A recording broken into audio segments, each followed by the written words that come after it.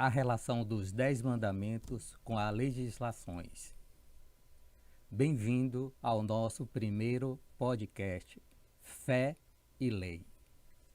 Projeto colocado por Deus em nossos corações, onde, através dele, nós iremos unir as nossas profissões com a nossa fé, com a nossa crença. Eu sou Gelson Oliveira, advogado e evangélico.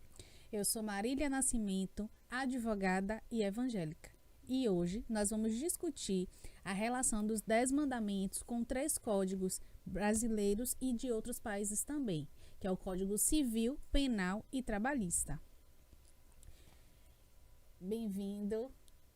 Olá. Tomei até um Estamos susto. falando com o público, precisamos também nos cumprimentar. Olá. Pensamos nesse tema com o objetivo de unir, né, a nossa profissão com a nossa religião do ponto de vista evangélico da Bíblia Sagrada, mas também trazer relações e temas sobre outras religiões, não é verdade? Isso. Bom, inicialmente, pensamos em falar sobre os 10 mandamentos porque é algo que, apesar de ser muito, muito antigo, de ter sido, né, criado na época de Moisés, ele continua sendo atual e continua interferindo de uma forma indireta na nossa legislação e na legislação de outros países também. Não é verdade? Verdade. Né? E aí, se a gente for fazer um contexto histórico, né, dos 10 mandamentos, a gente vai perceber que ele foi escrito em 1279 anos antes de Cristo, né? Então, foi um momento em que o povo escolhido por Deus, né, liderado por Moisés, estava no deserto e precisava, né, de normas para que o povo fosse não punido, né, mas para que se estabelecesse uma ordem social, né? Aí por isso que houve a necessidade desses 10 mandamentos. Mesmo existindo antes dos 10 mandamentos algumas normas de condutas, né? Tipo, né, a lei da Páscoa, a lei da consagração dos primogênitos, a lei do maná. Mesmo assim, né, houve a necessidade de criação desses 10 mandamentos. Até porque esses 10 mandamentos inicialmente se aplicavam ao povo no deserto, não é verdade? Sim. Então, por aquele povo no deserto estar ali, que eram muitas pessoas, precisava-se ter essa ordem social, porque senão estava virando uma verdadeira bagunça. Então, Deus, como sempre, se antecipou para resguardar essa ordem social e também trazer uma segurança de uma certa forma. Vamos trazer para o tempo atual uma segurança jurídica para o povo ali no deserto, não é verdade? Verdade. E ontem eu estava ouvindo o reverendo, esqueci o nome dele, mas ele falou uma coisa que eu captei e disse, olha, eu vou colocar amanhã. Os 10 mandamentos foi dado por Deus para que ele possa imputar a nós o pecado, a culpa e para tornar conhecido o pecado. Interessante isso. Né? Muito então, interessante. Por que foi criado? Né? Para que Deus pudesse dizer a nós, olha, você pecou. Você pecou por isso. Você descumpriu o 5º mandamento. Você descumpriu o 8º mandamento. Né? Então, isso foi um dos motivos que fez com que Deus, né, criasse, né, escrevesse, colocasse no papel, porque se não colocasse, no papel não, na madeira, né? Que foi na tábua. Na tábua. Se não tivesse sido escrito, o povo iria acabar esquecendo. Porque aquilo que não é escrito, geralmente é esquecido. É esquecido. É verdade. Né? Vamos iniciar com a leitura dos mandamentos e vamos discutir um pouco, né, sobre cada um deles, fazendo essas relações. O primeiro, não terás outros deuses além de mim. Identifica qual deve ser a nossa prioridade de vida. Nesse ponto aí, Deus quer saber o seguinte: quem é a prioridade em sua vida? É o dinheiro? É a sua esposa? É os seus filhos? É o seu trabalho? Né? É a sua mãe, o seu pai? Então, ninguém deve ser mais importante do que Deus na nossa vida. Então, por isso esse mandamento: não terá outros deuses além de mim. É verdade. Porque Deus, ele é supremo e ele tem que ser acima de todas as coisas. Para nós que cremos no Deus, né? Que não vamos fugir dessa linha. Mas para nós que cremos, ele tem que ser acima de todas as coisas. De tudo, de tudo. Então, ele colocou esse mandamento justamente. E assim, quando você coloca a Deus acima de todas as coisas, você ama a Deus acima de todas as coisas, tudo flui, né? E o amor pelos nossos filhos, pelo esposo, pelos pais, ele vai se perpetuando. Então, acho que não tem nem muito o que falar sobre isso. Agora podemos fazer uma relação com o Estado laico, não é verdade? Tem essa questão do Estado laico que envolve também os outros, os próximos dois mandamentos. Né? Os 2 mandamentos. Né? Agora, para encerrar esse primeiro mandamento, sim, eu acho interessante a gente fazer a seguinte pergunta: o que é mais importante na minha vida? Aí você já diz tudo. O que é mais importante na minha vida? Se for Deus, você está cumprindo esse mandamento. Verdade. Agora, se não for Deus, se for João, João é o seu filho. Né? Se for Laís, a minha filha, né? Se for Sara, a minha neta, eu não estou cumprindo. E aí eu parto do pressuposto que quando a gente faz essa autoanálise e compreende que estamos descumprindo esse mandamento, que para nós é algo supremo, está acima de todas as coisas, né? Precisamos orar, confessar ao Senhor e pedir a Ele para que traga a nós, né? Senhor, eu quero cumprir o primeiro mandamento, não estou conseguindo. Eu amo tal coisa, tal pessoa além do Senhor. E eu peço ao Senhor que, em nome de Jesus, possa me ajudar a cumprir esse mandamento para que eu possa inverter essa ordem. Não é verdade? Perfeito. Vamos para o segundo? Vamos. Não farás para ti nenhum ídolo, nenhuma imagem de qualquer coisa no céu, na terra ou nas águas debaixo da terra. Não te prostrarás diante deles, nem lhes prestarás culto. Porque eu, o Senhor, o teu Deus, sou Deus zeloso, que castiga os filhos pelos pecados de seus pais até a 3ª e 4ª geração daqueles que me desprezam, mas trato com bondade até 1000 gerações aos que me amam e obedecem aos meus mandamentos. Aí nós entramos naquela mesma questão, né? Não terás outro Deus diante de mim. Então, ele diz aqui, não tenha nenhum ídolo, né? As pessoas falam muito em você ter uma imagem ou então um ídolo. Ele diz, olha, não farás para ti nenhum ídolo. Ok, ou seja, imagem, ou seja, um ídolo, um cantor, um artista, né? Eu tenho, as pessoas perguntam, quem é seu ídolo? Eu digo, olha, eu tenho um ídolo, Zico, né? Sim. Mas pela experiência de vida dele. Sim. Zico Você é um cara, admira o eu Zico. admiro ele, né? Pô, um cara que estourou no futebol, fez tudo no futebol, só não ganhou a Copa do Mundo, né? Mas fez tudo, né? E é casado com a mulher, com a única mulher que ele casou quando ele era quase de menor, ele tinha 19 para 20 anos, né? A família de Zico toda estruturada, né? Hoje ele é um exemplo aonde ele vai. Então eu tenho ele como um admirador, não como um ídolo, né?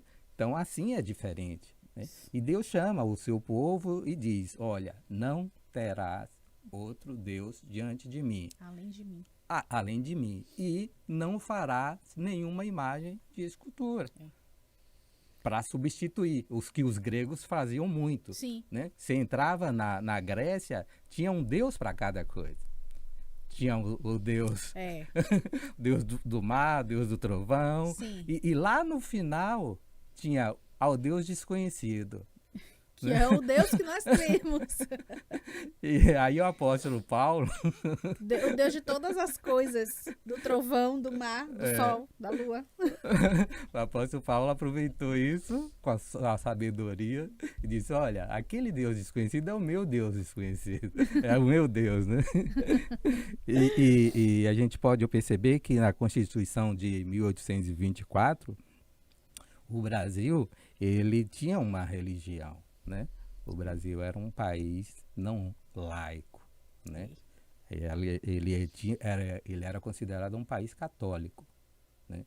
Depois da Constituição, ele, né? Agora nessa nova Constituição, o Brasil Se tornou né? um estado laico. Um estado laico, e aí, mas mesmo assim a gente percebe a presença, né?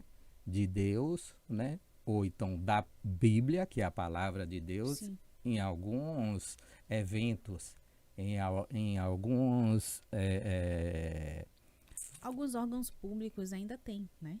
O crucifixo, alguns hospitais ainda traz essa ideia sobre esse catolicismo, sobre esse Estado cristão que ao longo do tempo tem se tornado mais misto em relação às religiões. Vamos para o terceiro? Ou você quer falar mais alguma coisa? Não. Vamos para o terceiro. Não tomarás em vão o nome do Senhor teu Deus, pois o Senhor não deixará impune quem tomar o seu nome em vão. Esse mandamento, eu acho que a gente aprende desde criancinha, né? Minha não mãe que fala diria. o nome de Deus em vão. Menino atacado fala toda hora o nome de Deus. É um nome. Antigamente a gente tinha um respeito tão grande, né, pelo nome de Deus que os nossos pais, a minha mãe mesmo me chamava a atenção direto. Não fale o nome de Deus em vão, né? No seminário tinha um pastor estava me contando. Estava na sala de aula contando que os judeus, ele pega a Bíblia, né, que é a palavra de Deus, né, ele não coloca nenhum cotovelo em cima, né? A gente coloca debaixo do braço, Deixa largado no carro. deixa largado, a gente coloca e pilha livros em cima. Sim. Né? O judeu tem a Bíblia como um livro sagrado mesmo, a palavra de Deus, né? Então ele tem um respeito muito grande. Ele nem risca a Bíblia como a gente Grifa. confia, para chamar a nossa atenção em determinados versículos. Se você pegar a minha Bíblia, você está toda marcada, né? O judeu não, ele tem esse respeito pela palavra de Deus, né?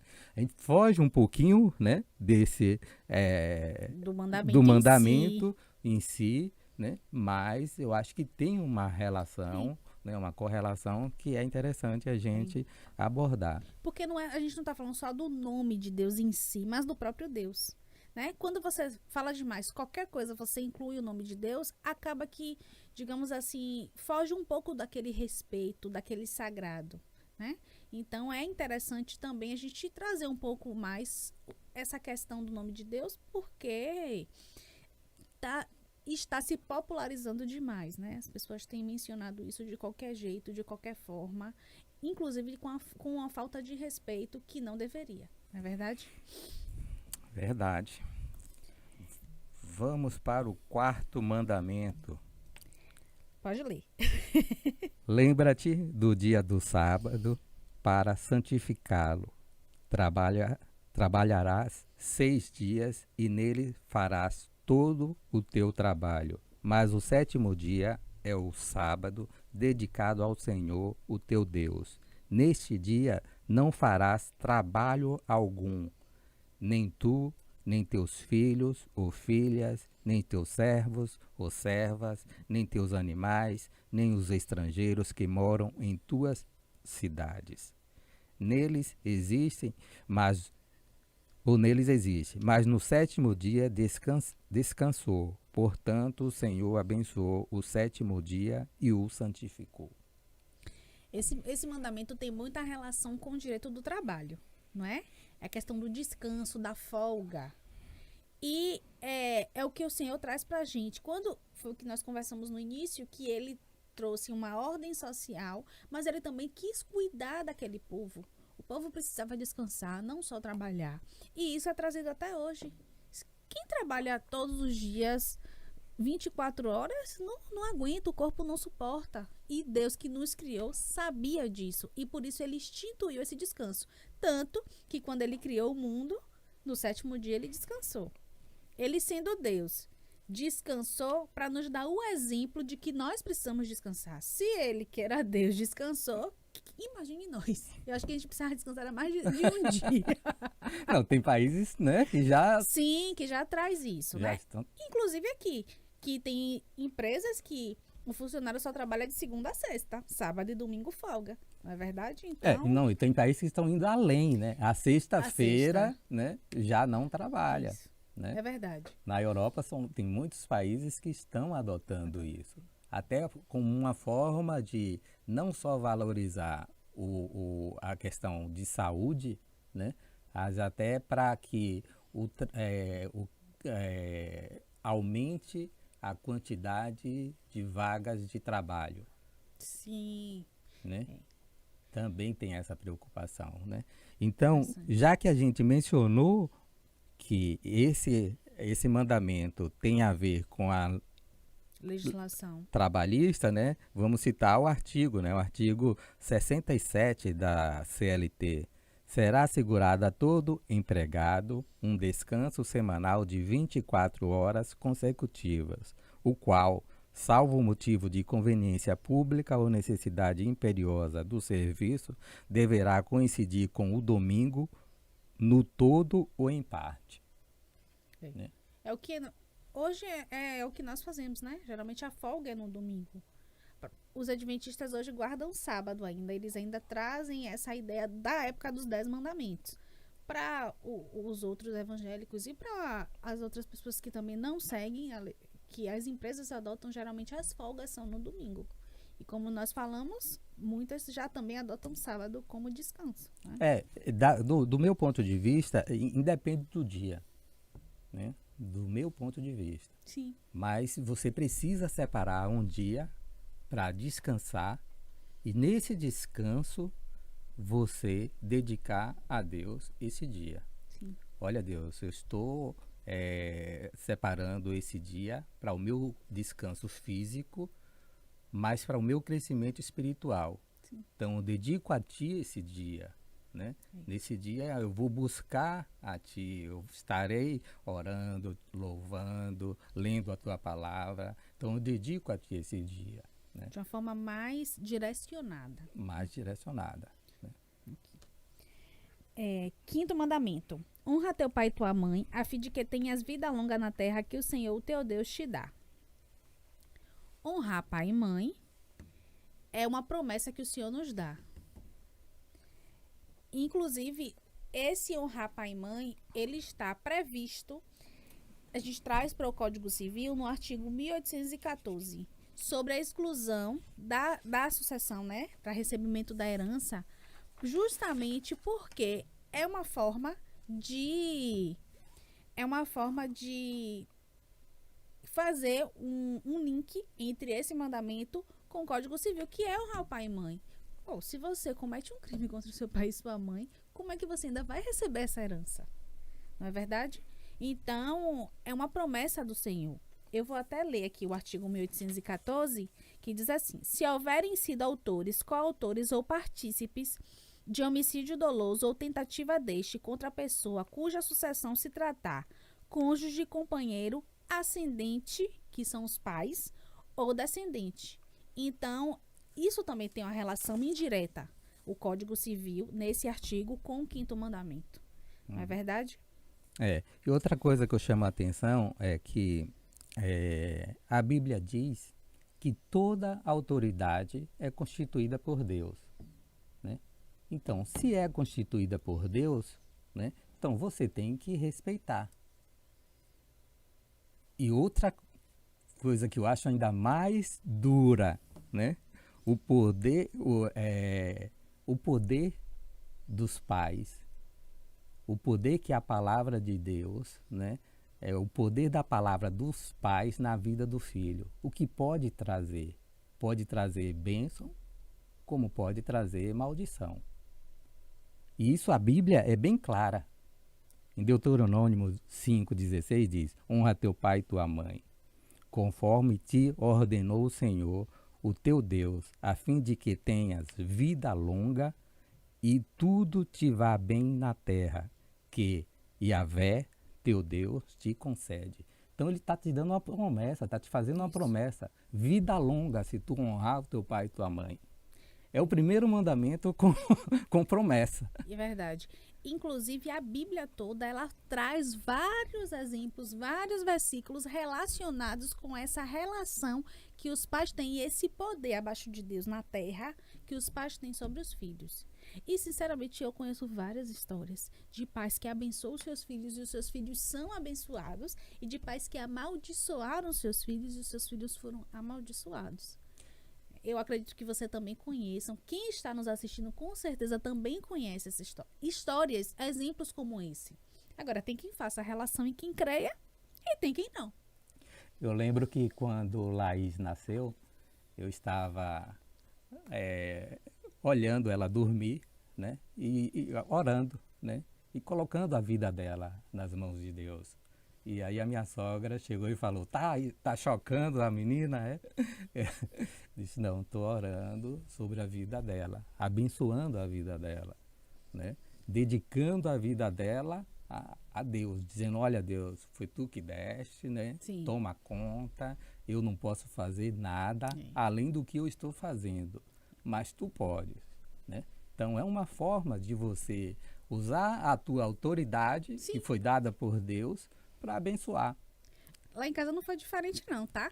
Eu lembro que quando eu descobri que, na verdade, antes de engravidar, a gente já estava pensando, né? E quando eu imaginei na possibilidade que eu estava já querendo ser mãe, eu comecei a orar, interceder. E pedindo ao Senhor que mandasse criança como Ele quisesse, que fosse uma criança pro louvor da glória dEle. Eu lembro que no dia que eu fui pegar o resultado do exame, que eu estava grávida, eu orei. Eu orei e consagrei o meu ventre ao Senhor. E aí eu descobri que eu estava grávida. Ou seja, eu orei antes, no dia, e depois que eu vim descobrir que eu estava grávida. E assim, sempre eu grávida, eu botava na barriga e orava. E meus pais me ensinaram isso. Marília, ora teu filho. Ora todo dia. Consagra. Tanto que João foi apresentado 3 vezes. E todo lugar que eu vou, tem alguém que é de minha confiança. Ora pro João, consagra João, apresenta João ao Senhor. Eu quero o João no altar do Senhor todos os dias. E é isso que eu, como mãe, Tiago, como pai, sempre faz, sabe? Porque a gente crê que a bênção que a gente intercede pela vida do nosso filho, ele recai sobre a vida dele. E muitos pais ficam, mesmo não sendo essa maldição, mas diz: poxa, o menino tira uma nota ruim na prova, pô, você é um burro, isso você nunca vai ser nada. Isso são palavras negativas que podem amaldiçoar o seu filho. Exatamente, até indiretamente, né? Até indiretamente.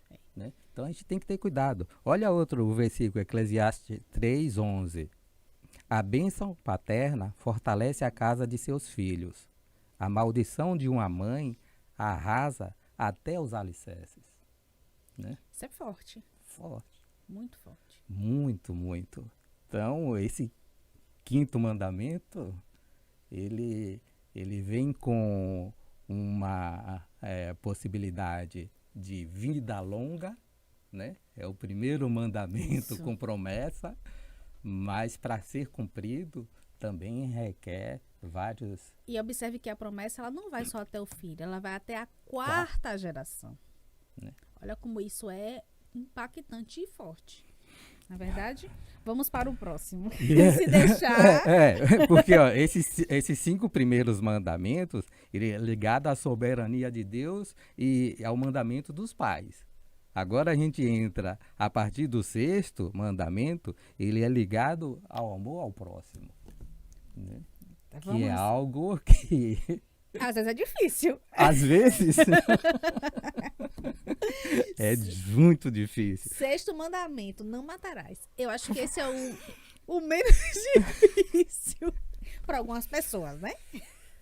Aí a gente começa já no Código 121, artigo, né? Artigo 121 do Código Penal, não matarás, né? Pena de reclusão de 6 a 20 anos. Para nós, evangélicos, a gente não está falando só do homicídio em si, mas de vários tipos de matar, não é verdade? Tem a questão da pena de morte, eutanásia, aborto, infanticídio, que inclusive alguns desses estão no nosso Código Penal. Então, nós cremos que nenhuma forma de matar, como falar, eutanásia, porque às vezes a parte até, né, de uma certa forma consciente, que é aquele do assistido, tem até um filme sobre isso, né, que o rapaz, ele não quer mais viver, ele vai, se interna numa clínica e aí recebe lá um remédio e morre. Então, nós entendemos que nenhuma forma, porque aí já é um suicídio pra gente, nenhuma forma de matar, ela condiz com o que cremos que é a Bíblia Sagrada. E eu tenho comigo que nem o Estado tem esse poder, tem essa autorização dada por Deus. Porque ele é bem simples o mandamento, né? Não matarás. Então, o Estado que pratica a pena de morte, né, está indo de encontro a esse mandamento. É verdade. Né? Aí, a eutanásia em Portugal... Aí entra recente, caso, uma decisão recente. É recente, aí entra nessa questão de você ter uma doença, né, e assistido pelo médico, pelo profissional, né, ele te abreviar, né, a sua vida, né, algo que pode perdurar por muito tempo, né, como pode acontecer daqui a 5, 1 minuto, 10 minutos, né? Então, essa questão da eutanásia. Mas mesmo a eutanásia não é autorizada através desse mandamento. Isso. Né? Então, a gente tem que ter muito cuidado. O aborto, que é um tema extremamente polêmico, muito polêmico. A gente não quer aqui trazer polêmica. Não quer. Mas entendemos que a vida inicia a partir da concepção. É por isso que os evangélicos não, os cristãos, né? Porque os católicos também, não concordam com o aborto, né? Agora essas questões aí que o pessoal discute do direito, de você ter esse direito, nós não vamos entrar nesse mérito, porque o intuito aqui não é polemizar, certo? O intuito aqui é trazer essa relação da legislação, que ainda está prevista na nossa legislação, tá? Com a Bíblia. Né? Agora, o interesse, essas coisas, nós não vamos entrar nesse mérito. Peraí. Deu um estalo aqui. Tá gravando? Tá, né? Ok. Sobre o infanticídio, né? Artigo 123 do Código Penal. Matar sobre a influência do estado puerperal o próprio filho durante o parto ou logo após. Pena detenção de 2 a 6 anos. Né?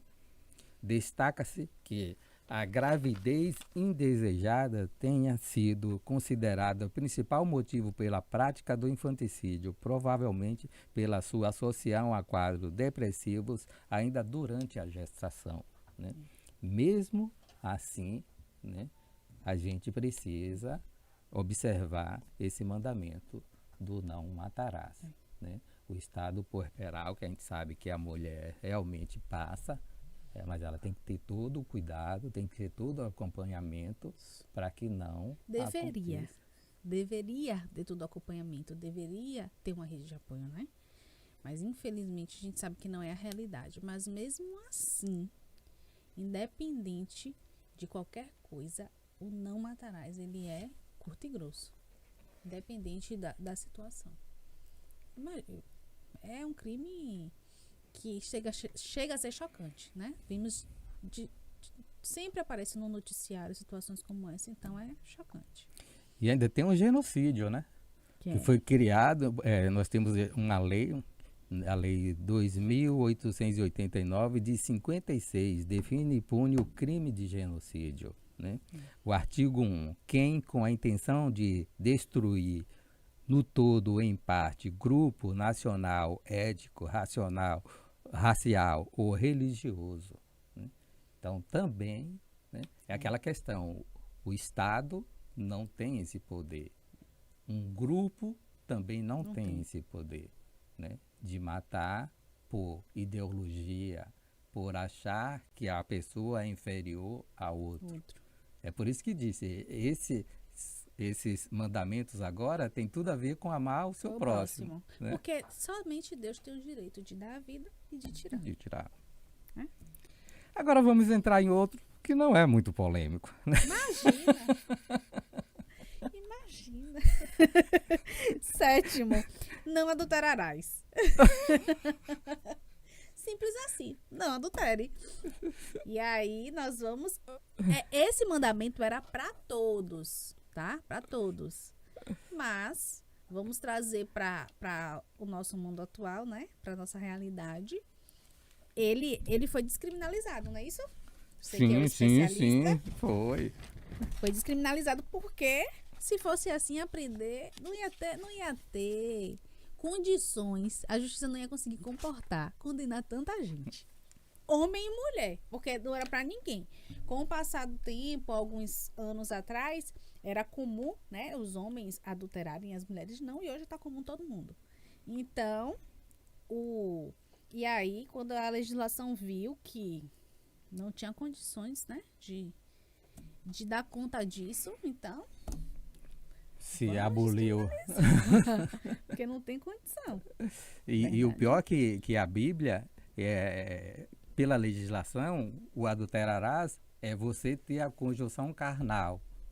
Né? Na Bíblia, ele vai bem além. Bem além. Né? O adulterarás não é só você ter a conjunção carnal. É você olhar, é você cobiçar. Que tem a relação com o 10º mandamento. Né? Né? Então, aí você começa a ter essa questão do, poxa, eu não tive a relação, mas eu desejei ter a relação. Né? Então, se você desejou no seu coração... Já adulterou. Então, já adulterou. Né? E aí, vai orar, pedir perdão, Senhor, pedir para tirar o desejo do coração, porque, né, complicado. 8º mandamento, não furtarás. Outro do Código Penal, artigo 155 e artigo 157. Né? Porque aí entra o roubo e o furto. Né? A diferença entre o roubo e furto. O furto é aquele praticado sem violência. O roubo é aquele onde existe a violência ou a ameaça de violência. Né? Então, quando você faz isso, você está descumprindo o 8º mandamento. E também tem a questão que a gente está trazendo muito, a questão do amor ao próximo. Né? Todos eles têm a questão do respeito ao próximo, do respeito do que é do próximo. Né? O que é do próximo? A vida, o cônjuge, o bem. Então, é o respeito ao próximo e aquilo que é do próximo. E quando você descumpre o 8º mandamento, você também acaba descumprindo o 10º mandamento. Isso. Todos eles, na verdade, têm uma relação com o 10º mandamento. Né? Porque se você está roubando, é porque você está cobiçando aquilo. Isso. Você quer aquilo para você. Né? Então, né? É um mandamento... Vamos falar logo do 10º, já que tem muita relação com isso, não? Vamos. E aí depois a gente volta para o 9º, que eu acho que é interessante, já que estamos nessa linha. 10º mandamento. Não cobiçarás a casa do teu próximo, não cobiçarás a mulher do teu próximo, nem seus servos ou servas, nem seu boi ou jumento, nem coisa alguma que lhe pertença. Isso tem muito a ver com não adulterarás, não furtarás, não matarás, porque quando você cobiça a mulher do próximo, você adulterou. Quando você cobiça os bois, os jumentos, os bens, isso pode lhe levar ao furto ou ao roubo. É isso? E essa cobiça pode se desdobrar no inveja, que às vezes se desdobra no crime, no crime, no homicídio. no homicídio, né? Né? Então, é todo eu acho que é um mandamento que ele resume todos os outros, do sexto até aqui, né? Nós Uhum. vamos ainda falar do nono Do mandamento, uhum. que é não darás falso testemunho contra o teu próximo, que também é o respeito ao próximo e ao que é do próximo, que é a honra, a dignidade, Uhum. que eu não vejo muita relação assim direta com o 10º mandamento, mas é a questão do respeito, que a gente está tratando bastante aqui. Essa questão de não cobiçar, você acaba. Tem gente que diz: olha, eu não estou cobiçando, eu estou Olhando. olhando, mas eu gostaria muito de ter É a um mesma carro coisa. como o seu, uma casa como a sua, né? Então, tudo isso, né, é pecado, né? Mesmo se você quer, né, tem as formas corretas de você obter, né? Observe o que aquela pessoa fez para conseguir. Isso. Eu vou ter condições de fazer a mesma coisa, chegar no mesmo resultado para ter aquilo. E eu ainda penso da seguinte forma: tem situações, eu entendo assim que tem pessoas que vão conseguir. Tem gente que vai conseguir, gente, ser milionário, ser bilionário. Tem gente que não vai conseguir. Não tem condições de todo mundo ser milionário no mundo. Uhum. Então, é a gente fazer o nosso melhor, buscar o nosso melhor, né? E entender que nós vamos chegar em algum patamar que talvez não seja aquele do outro. Tem a diferença da admiração e da cobiça, né? Eu costumo conversar que às vezes eu falo muito assim com amigos, com familiares, que às vezes a pessoa cobiça o que é do outro, mas não conhece a história do outro, não sabe o que o outro passou, né? As pessoas só querem o resultado final e o processo. É. Isso tem muito no Instagram, né? Essas Uhum. frases motivacionais. E o processo do outro você quer também? Né? Admirar é uma coisa, agora você querer aquilo que é do outro, passa pelo processo do outro. Porque a própria Bíblia diz: toda a bênção, tudo que você, toda promessa tem um processo, né? Exatamente. E nem todos passam pelo processo, conseguem passar pelo processo. Isso. Muitos desistem no caminho, né? Então, antes de desejar, antes de cobiçar alguma coisa, pense nesse processo. Eu vou ter condições de caminhar nesse processo, de chegar ao fim desse processo. É reflexivo. É um mandamento que a gente discutindo aqui se torna reflexivo. Importante. E o último, né, que nós invertimos, que é o nono: não darás falso testemunho contra o teu próximo. E aí nós trazemos relações com o perjúrio. Artigo 342 do Código Penal, né? Fazer afirmação falsa ou negar ou calar a verdade como testemunha, perito, contador, tradutor, intérprete em processo judicial ou administrativo, inquérito policial ou em juízo arbitral. Pena: reclusão de 2 anos a 4 anos e multa. Aí vem calúnia, que é caluniar alguém imputando-lhes falsamente fato definido como crime. Artigo 138 do Código Penal. Parágrafo 1º. Na mesma pena incorre quem, sabendo falsa imputação, a propaga ou divulga. Parágrafo 2º. É punível a calúnia contra os mortos. Difamação: difamar alguém imputando-lhe fato ofensivo à sua reputação, artigo 139. E o artigo 140, que é injúria: injuriar alguém ofendendo-lhe a dignidade ou o decoro. São 3 artigos que as pessoas se confundem muito, mas cada um deles tem um diferencial, que nós não vamos entrar agora nessa discussão, mas tem esse diferencial. Finalizamos a discussão dos mandamentos. Eu só quero falar artigo. É a advogada que habita em mim. Mas finalizamos essa discussão dos 10 mandamentos, trazendo essa correlação, né? Agradecer aos nossos telespectadores. É o nosso primeiro podcast. Esperamos que isso possa se perpetuar, não é verdade? Isso. Pedimos a vocês sugestões de tema, podem fazer comentários, críticas. Por favor, tenham Paciência que é o primeiro. É o primeiro, e como a gente vinha conversando no carro, causa em mim um temor muito grande, né? As pessoas, desde o seminário, as pessoas falavam, você vai ter muita facilidade, porque você é advogado, então você vai ter a facilidade de falar.